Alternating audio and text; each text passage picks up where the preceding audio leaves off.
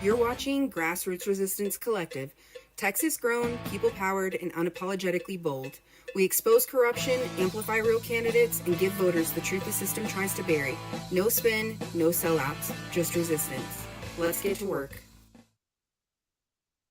Hello, everybody. Happy Thursday. It is September 25th. And I'm here today with my co host, Chastity, and have a very special guest. Her name is Lorena Boulton. She goes by Civic Sage on Instagram, TikTok, YouTube, and all the other stuff. We will get into that. But first, I wanted to say, Miss Nory, thank you so much for joining us. We very interested in hearing what you have to say. Well, thank you. Thanks for having me. Do you want to go ahead and just tell us a little bit about yourself, and then we'll just take it from there? Sure. So I grew up in Austin, Texas. I'm a sixth generation Texan. So, I mean, I love it here. And I have 3 kids. I have been pretty apolitical most of my life. But when I started finding out about what was happening with education in Texas, I got very angry and very engaged.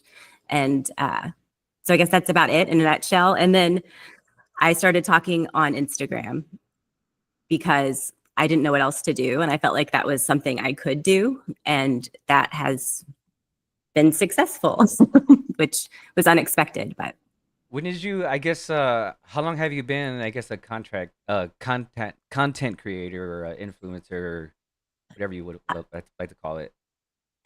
Since so January 19th, so the night before the inauguration, I downloaded all of my Instagram content, like the personal stuff, and deleted it, and then changed the name and started then. So I guess basically since the inauguration, I would say. Wow. I would have swore that you were had been on there longer than that. No, I had video. So I started making videos in November, but it was still under. I think I still had it even private. So you can still see videos from November, but it was private and it was under my personal name with my kids' pictures and stuff. And basically my friends were like, you need to not do that. It needs to be just you. And I was like, good point. So, and I didn't start a new account because I still wanted to talk to Christian conservatives and Republicans that I grew up with, as I still wanted them to hear what I had to say. Yeah, absolutely. And so I intentionally did not start a new account. So that's just how it happened. You had mentioned that you were a former PTA leader. You kind of Yes. emphasized former. Do you want to talk a little bit about that? Sure. So I was PTA president at my elementary school last year. I was leading the advocacy program, which had been dormant. I started there when my son was in first grade and he's in 8th grade, and I had never heard an advocacy arm at our school. And so once I was president, I started taking that over. And then the more I learned, the more engaged I got. And I sent out a newsletter that was poorly worded, basically saying that Governor Abbott was trying to hurt public education. And some moms did not like that. They complained to the principal and sent her my videos, even though my account didn't have my name on it, didn't have my school on it. One of the moms basically wouldn't stop complaining about it and threatened to have me voted out of the board. And so rather than fracturing my school and ruining that, I just decided to resign. So, it was just interesting because it's in Texas, to me, it's so obvious how Governor Abbott is attacking public education. He withheld, it's not partisan. He refused to fund it because they wouldn't pass private school vouchers. And so the fact that that was controversial was just interesting to me and just shows how, I guess, fractured we are and the different realities we're living in. I don't know. To me, I was shocked that that was a controversial thing to say. For But sure. That's kind of how we got started. We kind of all gathered around we all congregated around the SB3 issue. We didn't know each other before the session. And then we kind of just all connected, and then we realized that there was there was something else going on when we were all there, and there was people from all walks of life, from from the right Republicans to the far left Democrats. Like everybody was there, for one purpose, and that's what brought us together. Um, I forgot where I was going with that, but Yeah, that's how we all started, mhm. was the SB3 thing. We were content creators like you.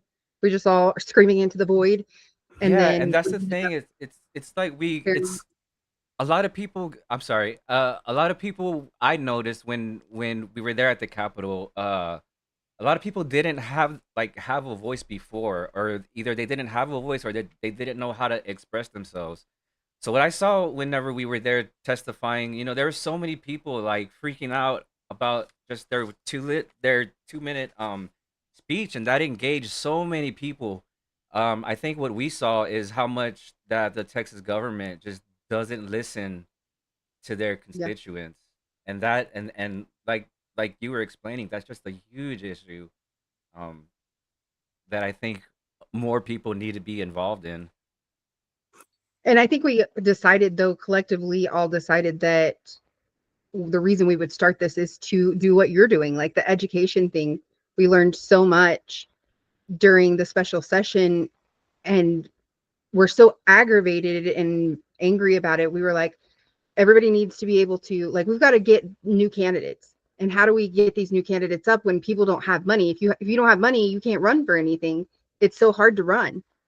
And so we were like, let's spotlight these new candidates, because we collectively have all of these followers. Let's utilize those followers to get engagement for new candidates. So that's why we started this.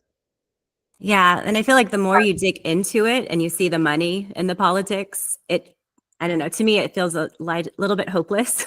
I hate to say that, but I wrote several testimonies this past spring. And in one of them, I said, I'm not a billionaire. Like, I can't buy politicians and then make them do what I want, which is what these guys are doing. Yeah. But I can talk, and people can listen to me, and I can make it clear exactly what you guys are doing so that people get angry and do go to the ballot box, right? Yeah. And so it's like the only power we have, because our votes, especially as a Democrat, our votes don't matter at all anymore. And they could care. Well, my representatives are both Democrats, Vicki Goodwin and Sarah Eckhart. So I feel well represented, but like on the national level, right? Yeah. I'm not. Yeah. And that's frustrating, especially as a taxpayer, right? It's Mhm. like, what am I paying for exactly when they completely blow me off? But Yeah. that's We another. had Vicki Goodwin on last week, or no, Tuesday. What's today? Yeah, it Thursday? was Tuesday. Tuesday. And she's running for lieutenant governor. If she wins, then what? Who's running in her spot? Do you know? I do. She's wonderful. Pooja Sethi. She was her chief of staff. And yes, I 100% support her. Whenever we were showing up to the Capitol as public education advocates, Pooja would always have rooms reserved for us and have food for us, like just basically making sure that we had everything we needed. And yeah, Nice. she's amazing. So she will be an amazing advocate for public education. That's so nice Yeah. to have a representative that listens. I don't have that. Well, they listen, but they're also the minority, right? So Yeah. it's hard, but they do everything they can. Like, they are very scrappy for sure. Yeah. I've heard you talk about the public school system being underfunded by design. That's something that I think is more noticeable now than ever, especially with the voucher program that they just pushed through. Um, I the voucher program, the way it was presented to me before, was that it was just going to be for public schools. So at that at if I'm looking at it like that, that's a different conversation. But this was just straight up for private schools, and it's just like taking out all this money from public schools and just giving it to people who could already afford a better education, and that was just so obvious and blatant. And then to see the amount of support, or the amount of opposition that got, for just them to have it rammed through, yeah, it was just so discouraging. to see stuff like that just happening so brazenly. Well, even I'm sure y'all heard about this, but we were at the Capitol right before, and everyone was excited because they were going to put it to referendum. Like that was the buzz. Everyone was saying that was what was going to happen. And then literally Donald Trump called and said, no, it's not. And they shut it down. Yeah. And as a Texas parent, I mean, that's just insane to me. And it also part of it is Republicans say all Texans want this, all Texans want this. And it's like, well, if Why that's the truth, then let us vote on it, obviously. Yeah. Like, and so that just is frustrating, of course. And then you have so much opposition, like just the people that showed up there were not this, there were more people that were sending emails and calling every single day. And that's the transparency of government is beyond me. Like, why do we not have a system where we have transparency, where we have, you know, I can renew my driver's license online. I can do anything with my social security number online. There's all these government programs that validate all of the things. Why do we not have online, bill, like public voting? Do you know what I'm saying? On like, you're my representative. I go onto your website. These are the bills that are coming across your desk today that you're going to be voting on, and this is what I want you to do. Why do we not have something like that? Mm-hmm. Why do we not have this transparency in our government? The only thing that we have is the videos that we can sit and watch, and it's blatant there. I mean, the racism is blatant. The woman hating is blatant. The LGBTQ hating, like the minority hating, is so open and blatant, and you're not representing all of your constituents in that way. I don't understand how we got this place, how we got here, and how we can fix it. I mean, we all saw people that were going up there against SB2. We saw the people that testified against it. We saw people that were testifying against redistricting. 5 out of 4,000 people, right, voted for or wanted redistricting. Everybody else didn't want it. And you intentionally said multiple times, we're going to do this. We're going to do this no matter what you say. And even their attitudes, like I will call them out by name, Todd Hunter, Hillary Hickland, Katrina Pearson. There were so many of them that just had this arrogance to them. Like, we won, ha ha ha, tough crap. And it's like, yeah, I'm a 6th generation Texan. Like, I don't have a say. That's what? Like, it's just infuriating. That was what really got me furious, was just, they don't care. No. And it just seems like they're not public servants. I kept saying it's performative legislation, right? Like, it was this like parade of insane bills because they are like pandering to conspiracy theorists, and they just didn't care. And that was demoralizing. And I have friends, my neighbor works at the legislative budget office, and she has for like 20 years. And she said that, like, I was like, was this session different? And she said, yes. And I said, how? She said, the representatives were just so sad. Like, they hate it too, right? It's like, it's just been completely corrupted, right? It's just billionaires buying people and people having to vote for billionaires. Otherwise, they'll be primaried. And that's it. And then you have Christian nationalists who feel like that's the vibe I got at the redistricting, was like, we're on a mission from God, so we don't care that you don't want to redistrict. And it was like, I don't know how to debate that, right? It's funny. There was I was at the open testimonies that Friday night, and there was only a couple people that were in favor of the redistricting. But one of the guys that we saw there, what nickname did we give him? Ultra MAGA hat. Ultra MAGA hat. Man, this guy.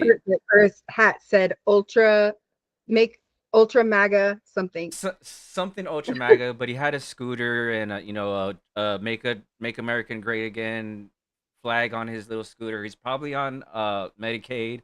But he went up to testify, and he said that he was sent from God to stop this, and that he was just in Houston, and I've seen him there before at the Capitol. He parks like right He's outside.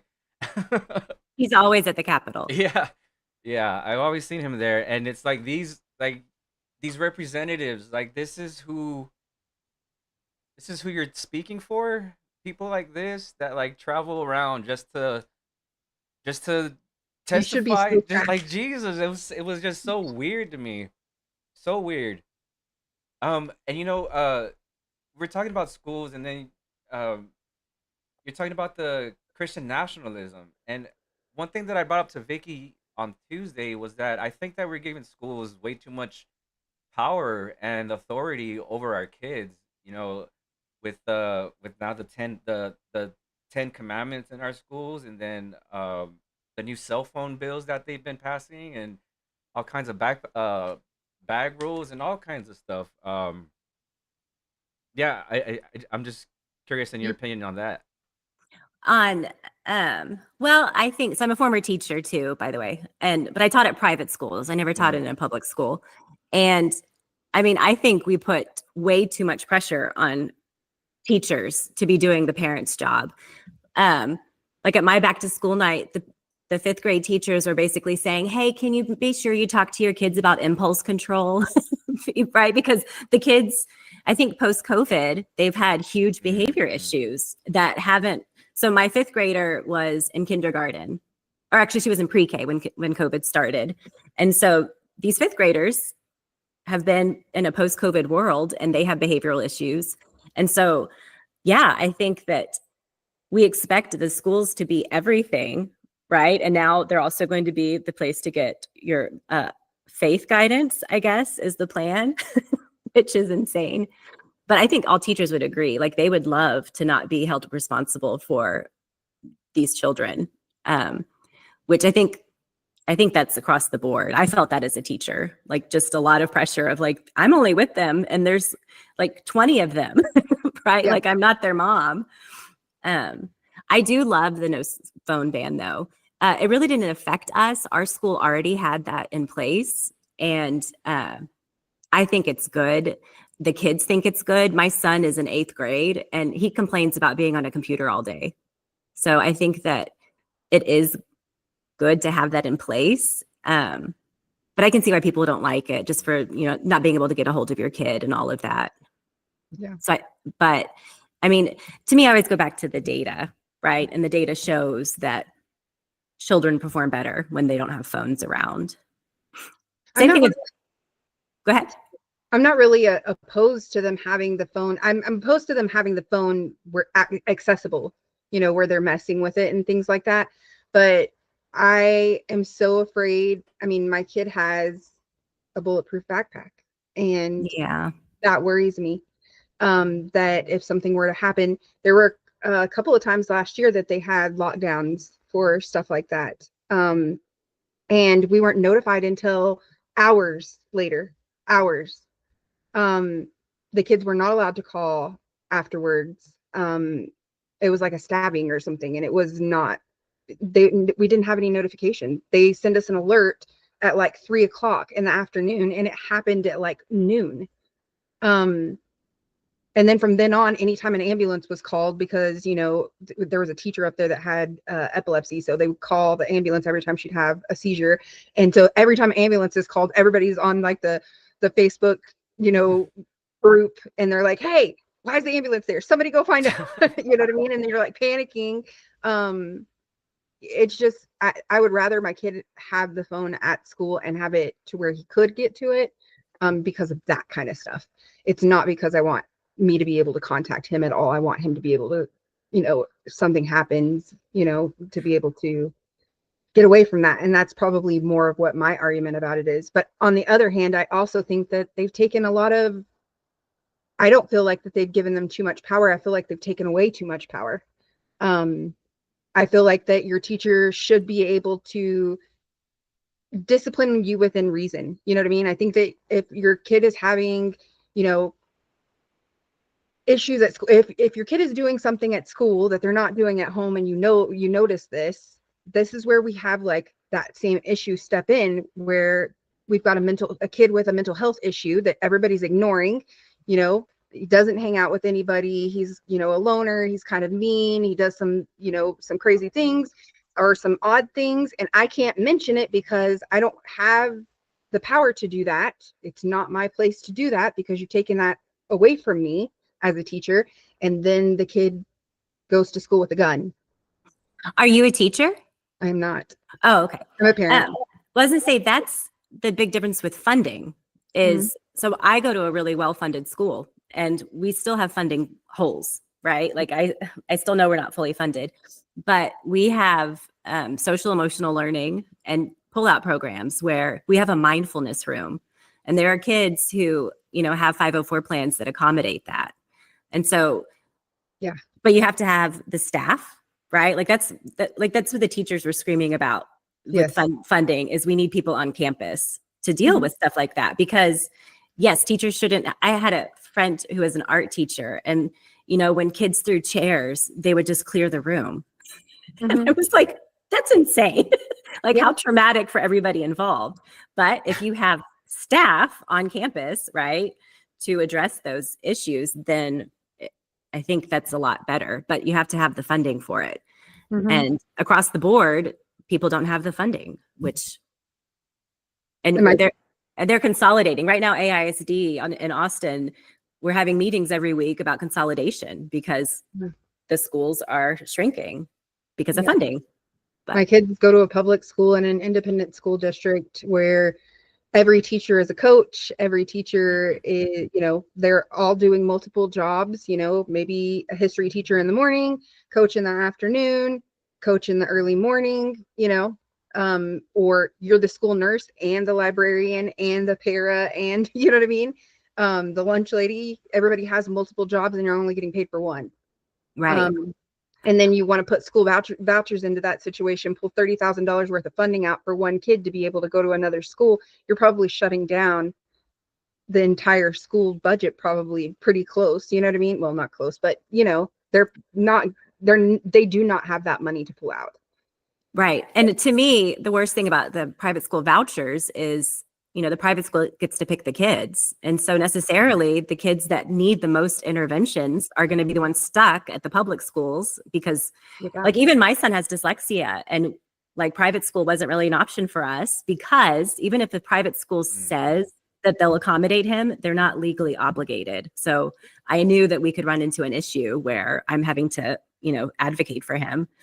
And so I just picture in 20 years or 10 years, what are these public schools going to look like with the students who need the most services left behind and then no funding still?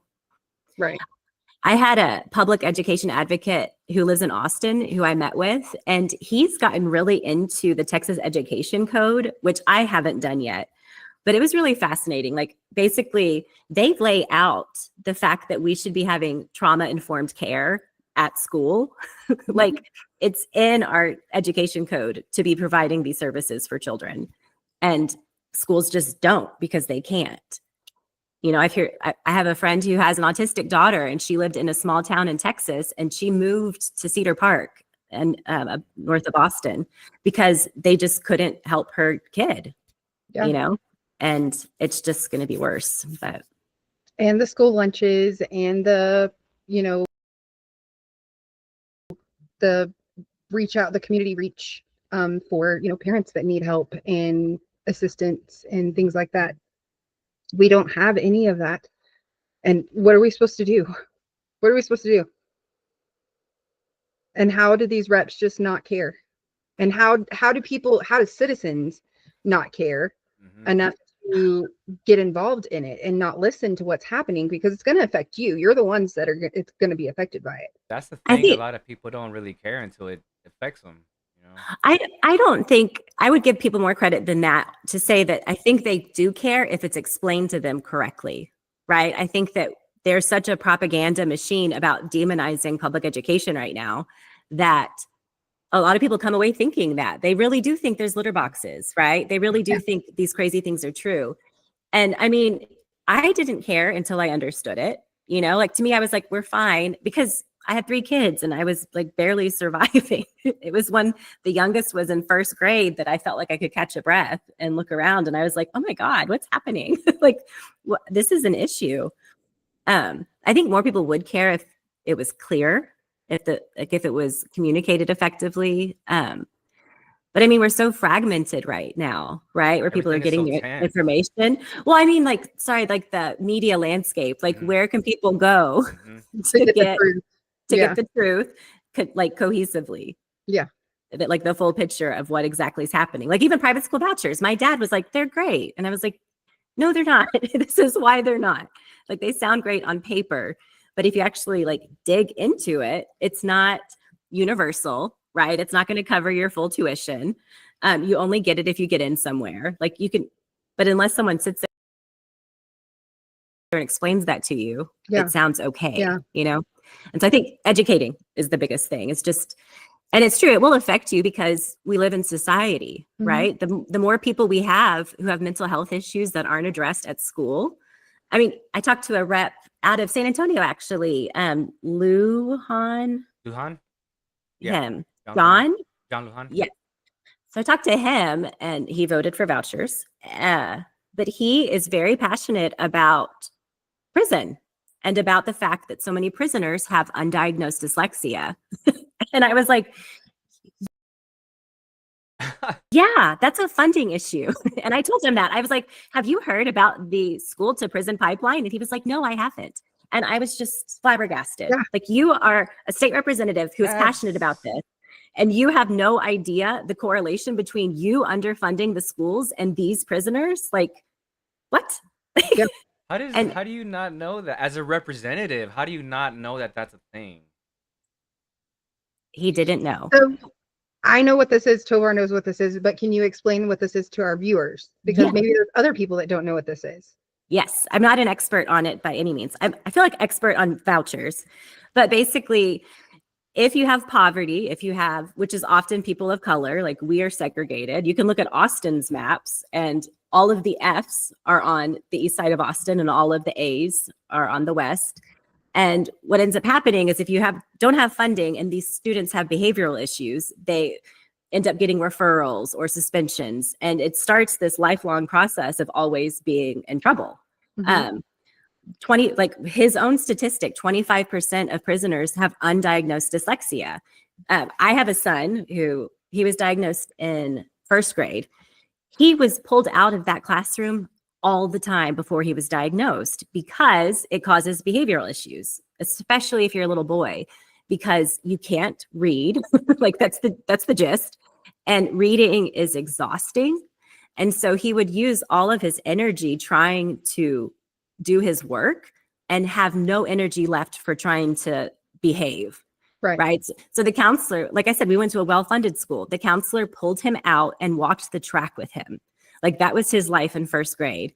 And then finally, we got the diagnosis, we got the accommodations, and part of his accommodations, which are legally protected in Texas, legally, they had to do this, is whenever he was tired, he got a break. So they have like a little peace corner in their room, and he would be able to get up and go sit down and stop working. You know, like that's just a way to control behavior, right? And if you have students who are not identified as having dyslexia or any sort of emotional problem, because there's no funding, there's no people to evaluate them, there's no people to help them, they just have a lifelong issue, right, with behavior. And then you don't know that you have it. I am one of those people that I have dyslexia, ADHD, autism, was not diagnosed until I was 38 years old. Went through all of my elementary, middle, high school, and college before I got diagnosed. And then it's like, at that time, they're like, how did nobody ever notice this? And how did you get a master's degree? And I'm like, you learned to live in a world that it was not made for you. And it just is, you just accommodate. Yep. Yeah, because it's hereditary, and I don't have it. So when he got diagnosed, I was like, it's you, buddy, to my husband. And he read about it, and it was just mind blowing to him that he had dyslexia. Like everything clicked into place for him. Like work would take him hours. He spent his whole childhood like trying to read and no one noticed because he was well behaved, actually. So he not like our son, but yeah, I mean, that's just heartbreaking to me. And it's all fixed with funding. Yeah. It's like all these problems that, like, Brad Buckley, the chairperson of the Public Education Committee, he started talking about like vouchers for tutors when kids aren't learning how to read. And I was like, or you could have early interventionists on campus, and then parents don't have to take their kid to tutoring, right? Yeah. Like they can be treated at school if we pay for it. Mm-hmm. But I think back to what you were saying earlier, I think the reps don't care a little bit. Gina Hinojosa, the rep for Austin, she said she was very gracious to her colleagues and basically said, that they don't know this world because they're rich and Yeah. they don't go to public school. Their That's kids clear. don't go to public school. That's clear as day. And they have no idea what public schools are trying to deal with. And they have no idea important. about life in general. Mm-hmm. I mean, heaven forbid that you go without a washing machine or water or electricity or a doctor. Yeah, or food. Yeah. I mean, those types of things happen every single day to the rest of us. You know what I mean? We're usually one step away, one paycheck away from not having one of those things. Mm-hmm. And they don't care that eggs are $12 a carton because they can afford $12 a carton for eggs. Well, they claimed they did, but maybe not. Jeff Yass must have paid for them. You were talking about the private school that you were. So I went to Catholic school all the way up until I was 6th grade or so, and then that change from private school to public school was like, it was, you couldn't even compare the two. But it's I love the private school setting. If I could afford to send my kid to private school, I would. It just got so much attention.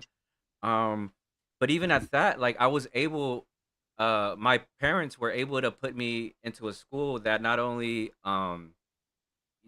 provided good education, but it also focused around their faith.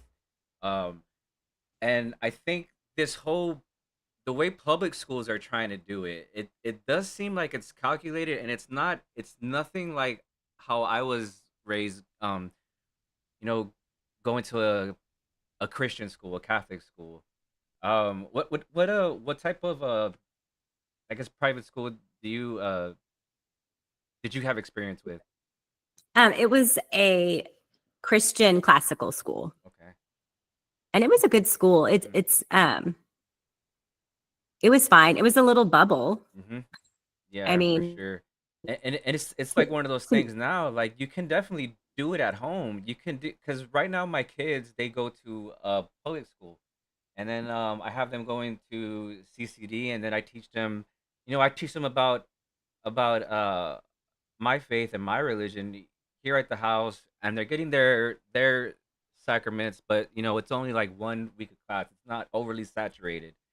And then when I hear that, that the public schools are putting the 10 commandments into those schools. So me as a Christian, I know for a fact that nobody is going to be able to teach my kids about Christianity like I'll be able to teach my kids. So I think doing something like that is extremely dangerous, especially when we put so much uh I guess we have like a hold on what public employees can do and not do. So that you were talking about American nationalism, and I do feel like there's some kind of pipeline also there, as well. How you were talking about the school to prison pipeline. Yeah, I mean, Tim Dunn freely says like that's the plan, is to get rid of public schools. It's to have faith-based private schools and a theocracy.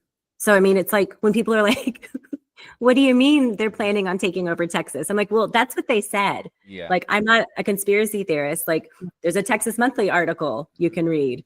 Like, there's publications everywhere of him. He preaches it at church. Like, he has his own church where he says that that's the plan, that we are Marxist and evil from Satan. And he wants to change that. And so the first step is demonizing public schools so that people are afraid to send their kids, so that, like good people that aren't politically engaged and don't really know what's happening hear these things and they get scared, rightfully so. And I mean, I have friends who have to ask me, like, is this true? It's like, no, where did you hear that? Yeah. And I mean, it's hard to figure that out. But when you have billionaires who like legitimately want Texas to be a theocracy, I don't know. Yeah, you're I talking feel about Tim Fair- Dunn and Ferris Wilks, right? Those yes, two. specifically, yes. And I mean, Jeff Yass is another. I think Jeff Yass is really just a capitalist and libertarian, and he really thinks that the free market is the solution for public education, which is stupid in my opinion. But he's not a Christian nationalist. Like he has a different motive for doing all of this. But what I feel that makes me sad as a Christian, when I was teaching at a private Christian school, there were students there who were Buddhist or Jewish, but they opted in to be there. Like they knew that their children were going to be memorizing scripture, right? Yeah. Like, and they chose to do that. To me, in America, I just don't see how we can completely have no regard for other people's religious beliefs in the classroom, in a public classroom that is paid for by public dollars. And that just is so sad to me. Like just thinking about it as a student, like how are they supposed to feel? I don't know. It's just, and they talk about like it's the foundation of law or whatever. And I made the joke that it should be the law code of Hammurabi if you're going to do that, because that was earlier than it, right? It's like, it's not about the foundation of law. It's about Christianity. It's, but Yeah, for sure. We were talking to Vicky about it yesterday, and the Ten Commandments itself. What are you gonna teach a child about adultery? What are you gonna teach a child about coveting your neighbor's wife? Like, what are you gonna really teach? And is what are you gonna do? Even if the teachers aren't trained, what are you gonna do when a child asks about the Ten Commandments? You're just gonna ignore it? Like, it's. I don't agree with it at all, and I'm Christian, like through and through. I practice every day. It's and I just don't understand why they think that they can just pretty much take over my faith and take over my role as a parent, um, and instill these values. And it's also supposed to be a conservative value. These, our founding fathers set this up for a reason, and they're completely demolishing and destroying just the Bill of Rights in itself and the Constitution. It's discouraging, especially when there's so much money. Like these, you can say their names again. What's his name? Tim Dunn and Ferris Wilks. Wilks. Yeah. Yeah. Well, what I think is annoying too, as a Christian, is the New Testament basically says the Old Testament's done. So these 10 commandments are not even supposed to be on our radar. It's like Yes. Paul made that very clear. Yes. And so that's what's even stupider about it, is it's like you guys are like hammering these laws that Jesus is supposed to have fixed. So it's not even theologically sound to me. It's not, especially when you have Zionism wrapped up into it. It's just so blatantly obvious what is happening. And I honestly think a lot of Christians have just lost their way by design, unfortunately. I think for sure. I mean, I've grown up around them, and yeah, I felt that when I was at the Capitol. There was like people singing hymns one day. I can't remember what day it was, but they were like in the rotunda singing, and I did not like it. And I had to stop and really think about that for a while. Like, as a Christian, why do I not like people singing worship music in the Capitol? And it was like, because it's government. Like, we're supposed to have a separation of church and state. And it doesn't matter that it's my religion. I saw videos of them like touching the walls and praying. That grossed me out too. Because nothing good has ever come from a theocracy. Right. Ever. And so I think it's scary. And I think too many Christians are not speaking up about it because it makes you sound like you are anti-Christian, right? Maybe, I don't know. Or I even like think But to identity me, for sure. politics. You know, a lot of people are afraid of.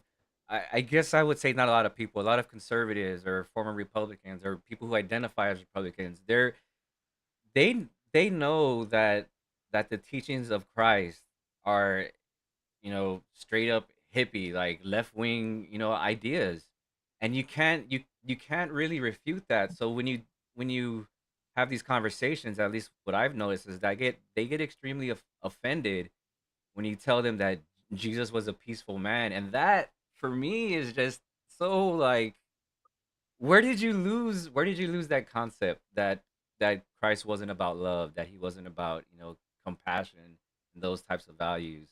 And then to see, the MAGA rally we saw on Sunday, it wasn't even a they the way they the way they deified Charlie Kirk, the way they I saw people referring to him to Christ. They were calling him the 13th apostle, and it's like that's blasphemy. Like if I was in Jesus' time, I would be flipping tables and lighting that arena on fire.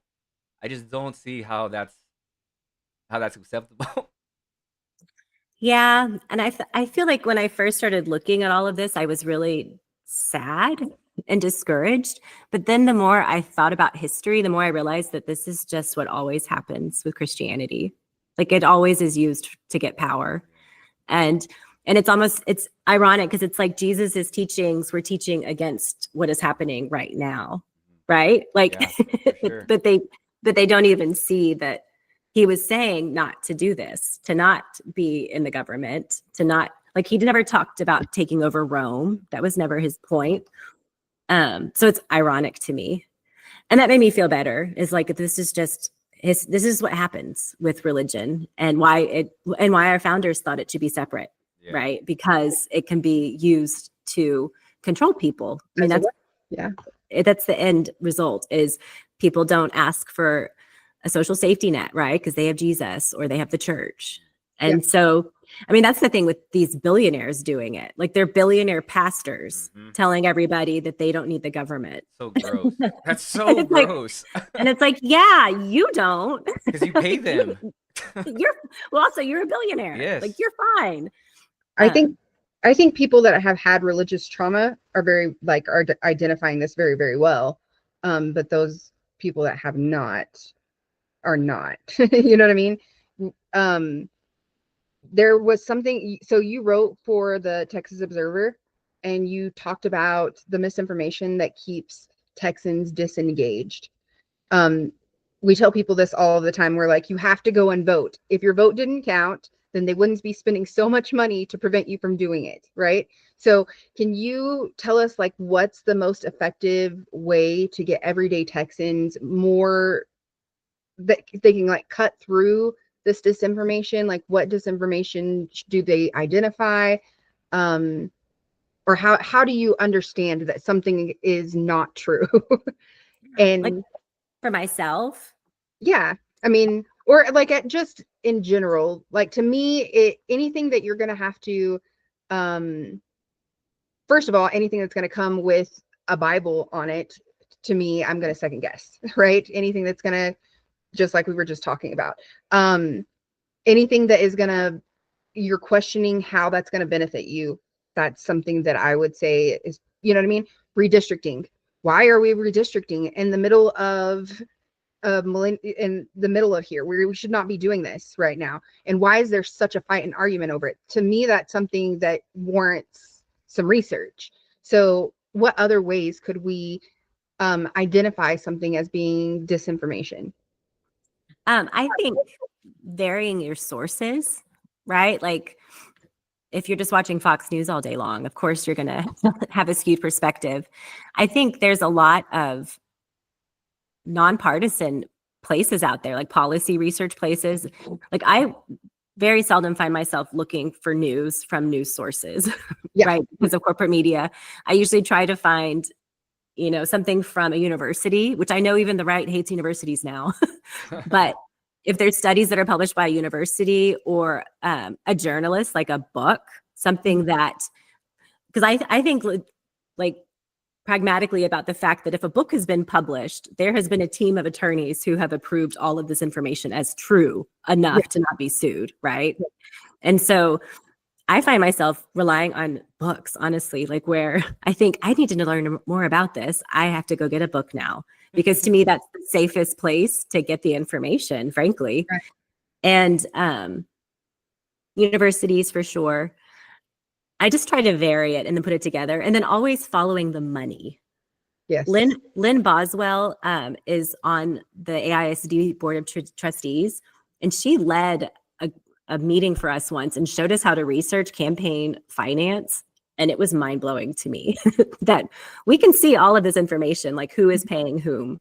Mhm. And like Jeff Yass, right? Like, why did Jeff Yass want private school vouchers? Like, let's think about that for a little while. And then you can do research. And Jeff Yass has given interviews where he literally says, if the public schools fail, sayonara. Like he clearly said he could care less if he destroys public education. And that was just, a few minutes of research. Yeah. I think people don't even try. Right. And AI at this point is interesting, right? Because they're aggregating. So you're pulling together like 21 sources when you're getting your answer. So I think that's interesting, right? Like it seems like maybe your Google AI is a little bit more unbiased. Right. I also look at all sides. Like I will check that, or Ground News, like those sites that actually talk about the bias. So yeah, Ground's really good at that.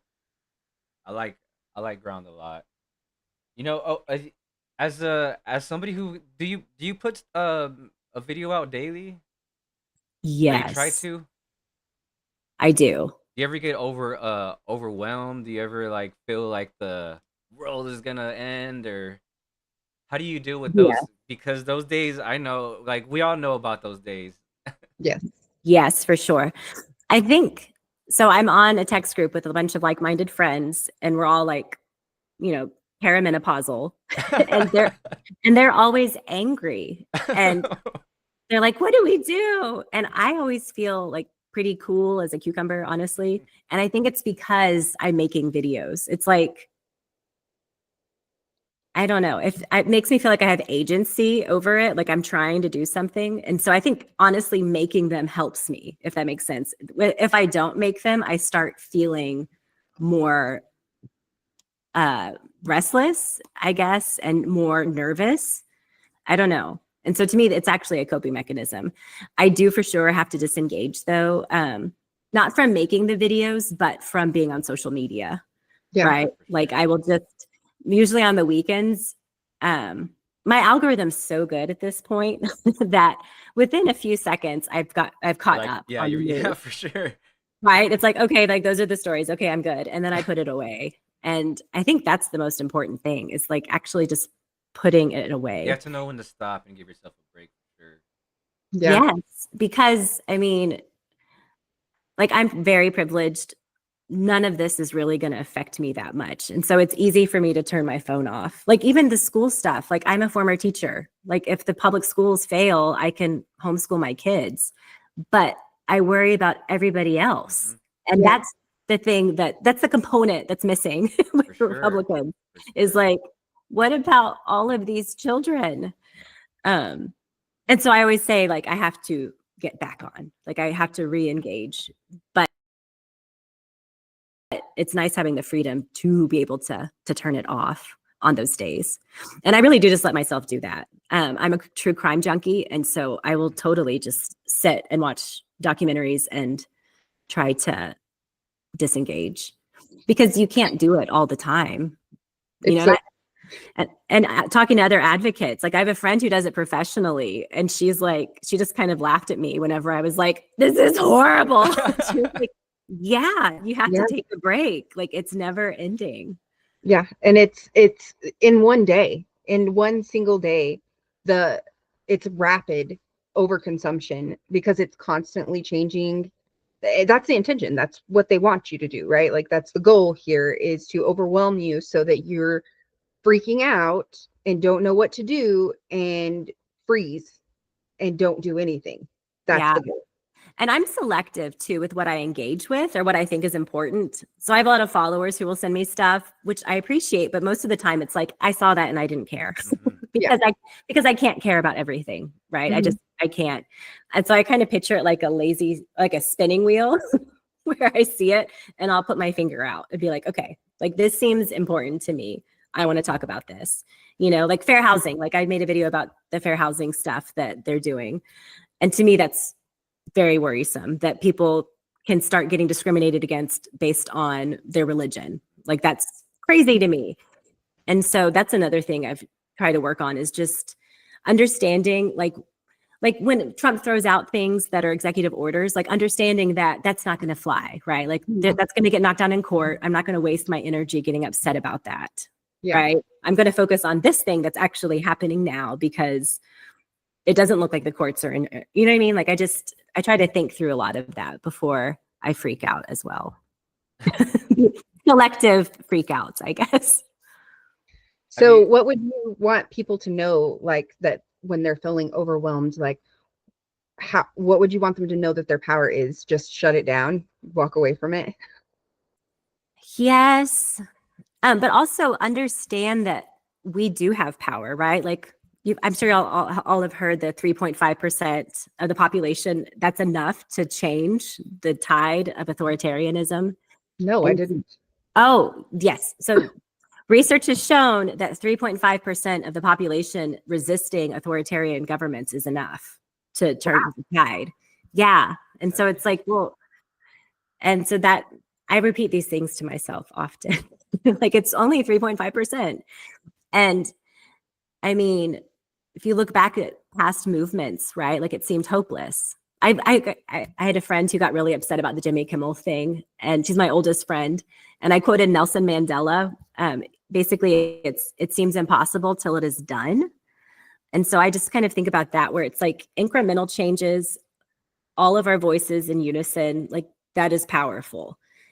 And like you showing up to the protest on October 18th, if you went to protest, that's corporeal politics, which Tim Snyder talks about. He's a fascism expert. And he said that that's important, like using your body so that other people see that they're not alone, that you are upset as well, that it isn't hopeless. Because I think that's what the overwhelm, the flooding the zone, all of it is to overwhelm us, to make us feel isolated, to make us feel hopeless and alone, so that we shut up, so that we disengage, right? And so, I mean, even just voting, right? Like we have November 4th. On November 4th, we get to approve all of there's 17 constitutional amendments for Texas, which I've looked at it. I have not dug into it yet. But how many people are planning on voting on constitutional amendments, right? Right. It's like, are you registered? Like there's like tiny, easy, actionable items that we can take that make you feel empowered. Like they do. And they do matter. Jasmine Crockett, I heard her speak at a rally a while back, like a month or two ago. And she said that we have the same demographics as California, but that in the gubernatorial election, only 40% of Texans voted. Yeah. And I was just mind blown. Like, of course we're stuck with Abbott. If 16% of us stay home, right? Yeah. And so that's huge. Voting is huge. That's not something small. I feel like I say this in every single episode. 31 million people in the state of Texas. Only 17, I think it's like 17.8 are registered to vote, and less than that vote in any election. Absolutely insane. Yeah. But I think, do you feel like that there's hope now, like more hope just this year of more people voting? I do. I also think that, I mean, clearly I think social media is effective. I'm hopeful just about seeing people who are becoming candidates based off of social media. Like or the fact that we're sharing information. Like I keep seeing jokes about how they're going to take the internet away from us because a lot of us are getting good information from each other. Yeah. And like book recommendations, or, you talked about this one thing, you need to read this book. And I'm like, oh, thank you. Okay, great. And so I'm hopeful that like corporate media has always been able to control us, right? And with social media, we're kind of taking them out of it. And so I'm hopeful to see what change is possible through that, if that makes sense. Yeah.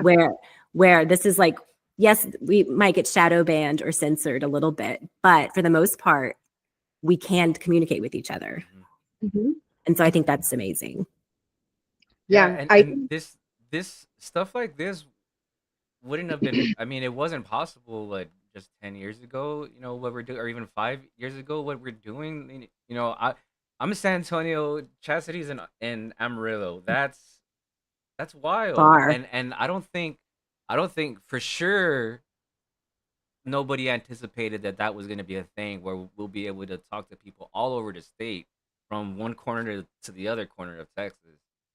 So I mean, we definitely have power, you know, power in the numbers, especially now with social media and these new connections. It's wild. I'm always trying to find like And let's find the pretty things. Let's find the happy things, and the happy, like, even in the chaos of everybody hating each other and them pitting left against right. To me, the hope in that is that more people will go to vote, right? We've got more people that, you know, even if they're hating each other, they're still putting their 2 cents in, which means that we have more power as constituents over what actually happens in the state of Texas, because they're activating. Right. Like even gerrymandering the maps, to me, it's like, it doesn't matter if more people go out and vote, right? Yeah. Like it doesn't matter how they draw the maps if more Democrats go vote. Right. So yeah. I think everyone, even like conservative people that, like I have people that are Trumpers who are worried about like the National Guard in Washington. Like I think everybody is a little alarmed. Even if they like Trump, I think they're a little alarmed. And so I think that will lead to more engagement, right? More truth seeking, hopefully trying to figure out what's happening. Yeah. I think that there's a lot more conservatives that are definitely a lot more concerned, because this is not what the Conservative Party, this is not what's happening today on the conservative side is not Republican. Yeah.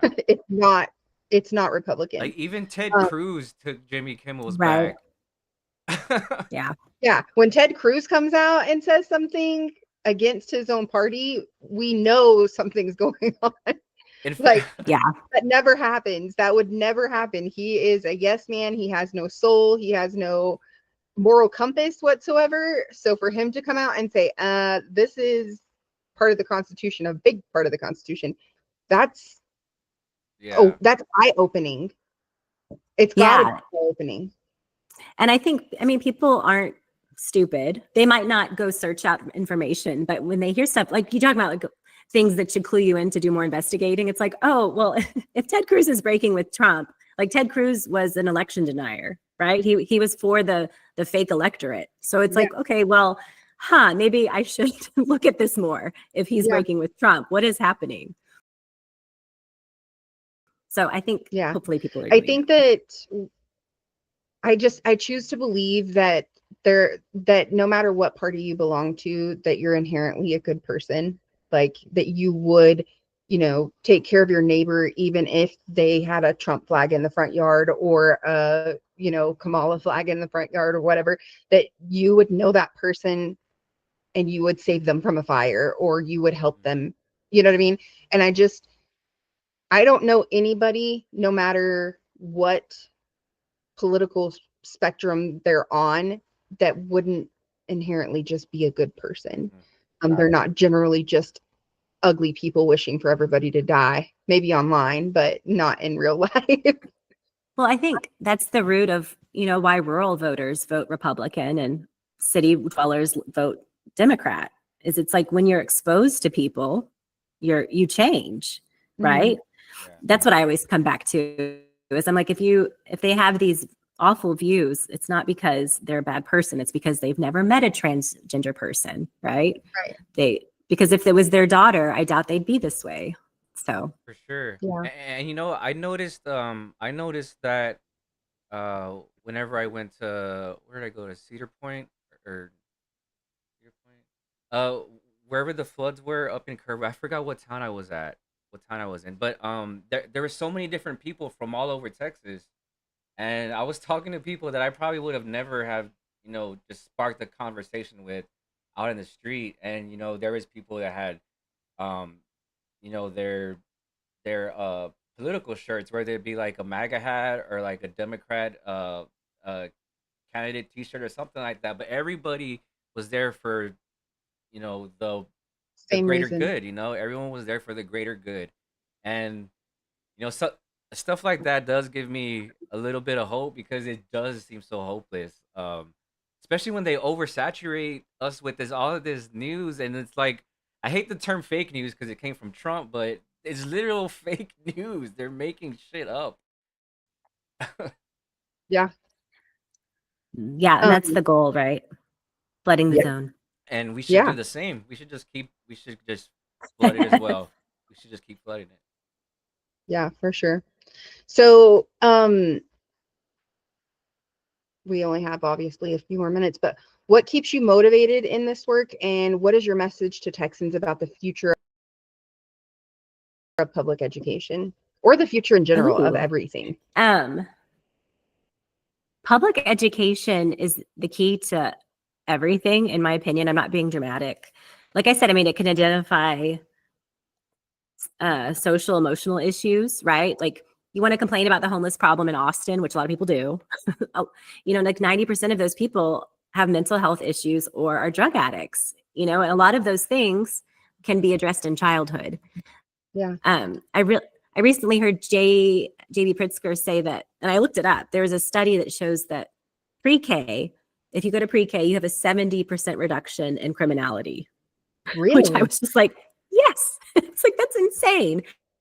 Wow. And I was like, yes, it just confirmed what I've already been thinking, which is just that if you want to feel safe in your neighborhood, if you want to go to the grocery store and, you know, feel safe, if you want to go to restaurants and feel safe and be surrounded by wonderful people, the key is public education. You know, if we keep underfunding it, we're going to have problems. We're going to have people that have undiagnosed issues, people that turn to crime, people that can't read, you know, and I think that everyone should care because we all live in society.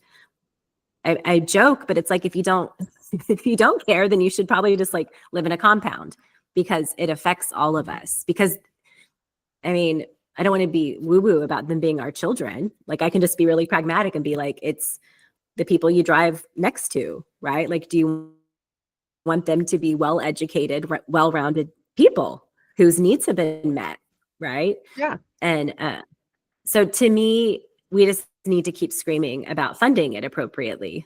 And I mean, they can say it's historic funding all they want. We have inflation numbers. Like, we know it's not. Like, we know we're still underfunded.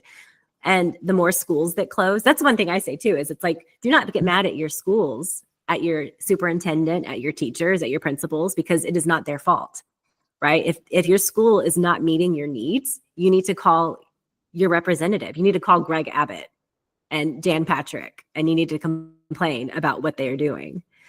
So that's my thing about public education.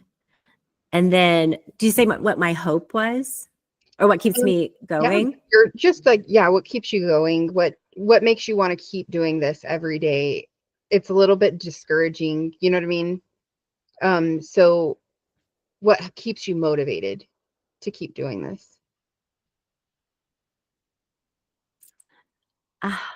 I feel like I can't not, if that makes sense. Like, It does make sense. If you're not doing Okay. it, nobody's Yeah, it gonna makes do so it. much sense. The same way. okay, good. Right, the same exact frequency. Yeah. I just don't have a choice. And Yeah. to me, it's really rooted in, I don't know how much of my videos y'all have watched, but it's really rooted in my childhood trauma. And I just desperately want the world to be a better place. I know it's cheesy, but it's like, I genuinely want that. And to me, and that's why I picked public education. Like I can't care about everything. To me, if we fix that, so many other problems Mhm. are solved. And so that's why I care about it so much. And yeah, I can't not. And it's like, I would say it's not because of my kids. Like they're halfway through school, right? Like it won't really affect them too much when the schools are gone Yeah. because we'll be done. But it affects my neighbors and it affects children all over the state. One And someday thing your grandkids. for sure. And one thing y'all did, y'all asked a great question I want to throw in about one policy change that would make a difference. Mm-hmm. I think we haven't even touched on it, but equitable education. We don't have that, right? Funding is based on your zip code, and that's nationwide, I'm pretty sure. And even that would be huge, is if students who are in poor parts of town, poor parts of Texas, got the same funding as the rest of the students. That would be revolutionary. And it's like we can't even get to that because the funding issue is so big. You know what I mean? It's like they've taken up so much space with vouchers that we can't even address other issues, which equitable education is huge. Hopefully, when Vicky gets her new Yes. position, we can overrule those school vouchers. Yeah. So And she, go ahead. no, I say she cares about great things, public education, housing affordability. Like she's amazing for sure. Yeah, She is. solid. She's an amazing person. So there's something that we do at the end of every episode, where we ask you to leave a question for the next person. So while you're thinking on that, let me give you the question that was left for you by Vicky. She wanted to know what your favorite movie was in the last year and why. Y'all gave that to me ahead of time. And it was funny because I hardly watch movies. I'm a documentary junkie. Like all I watch is true crime. It's horrible. That's Um, okay. But Or series. I don't did. Well, I did see Superman with my children and I loved it. And I think it was just like, I wish we had a superhero, right, to swoop in and save us. Right. And I don't know. It was just nice for a little while to be in an alternate reality. Yeah. And it was a cute movie. And I loved seeing it with my kids. It was fun. Was that the one with the dog? I think my husband Yes. was watching it yesterday. And I was like, when did Superman have a dog? And he was like, there was always a dog in the comic books, but this is the first time that he was ever in a movie. And I was like, I never knew Superman had a dog. I didn't read the comic books. I didn't know. Me either. So I need to think of a question then. I didn't even go that far. Oh, It can be a gosh. question about literally anything. It doesn't have to be politics, it could be literally anything. Okay. What book completely changed your belief systems? Oh, that's a good one. That's a really good one. If there is one. Surely. All right, Miss Nory. Thank you so much for joining us. Real quick, where can everybody find you? And yeah, where can everybody find you? Yeah, on Instagram, Civic Sage. I'm everywhere, but I really only post there. I'm trying to be better. I'm trying to post on YouTube as well. Yeah. So I was fixing to there. say that you had a video this morning that was talking about YouTube, so that you are funded for your new headphones, which are cool, by the way, and your mic that Thank works you. well. Thank you. Yeah, it's funny. Because I keep always wondering, how should I monetize this? Because it's hard, because it's like I want to be trustworthy, right? So anyway. So yes, Yeah. YouTube does pay content creators, whereas Instagram doesn't. So Yeah. TikTok I'm will trying to move over there. You're leaving. I know I'm not even, no. That's a whole nother thing with Oracle and all of, no, thank you. And Death Yass already owned it. Like no. Yeah, we're all moving over to Yeah, YouTube. we're migrating. Oh, good. We'll catch you in the migration. Oh, good. Well, thank you so much for having me. All right. Thank you for coming on. We enjoyed the Let conversation. me go ahead and end the stream, and then we'll chat after just real quick. But in the meantime, everybody, we'll see y'all next week. Bye.